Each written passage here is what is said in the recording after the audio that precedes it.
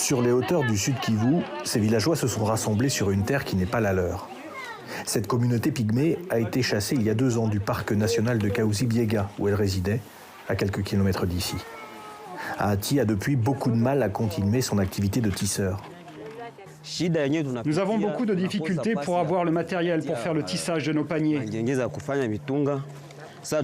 Normalement, il faut aller dans le parc. Mais le grand problème est que quand nous y allons, nous sommes des fois tués, battus, torturés par les éco-gardes. Pendant des décennies, les Pygmées ont habité le parc de Kahuzi. Mais peu à peu, ils ont été pris en grippe, marginalisés par les populations voisines.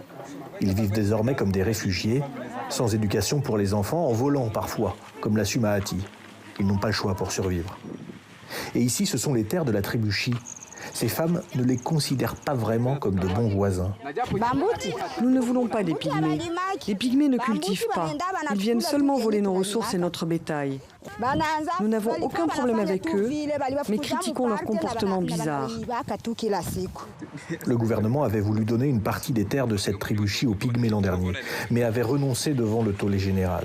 Et ce peuple autochtone est devenu un peuple sans terre aujourd'hui.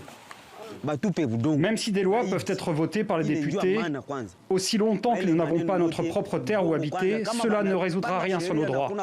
Ils seront toujours en train de violer nos droits. La solution est qu'on nous donne une partie du parc et nous nous contenterons de ça, car c'est là que nous sommes habitués à vivre. Un conflit territorial local qui résonne à l'échelle du pays. Le droit foncier, c'est justement l'un des points clés du texte de loi sur les populations pygmées, actuellement à l'étude à l'Assemblée nationale à Kinshasa.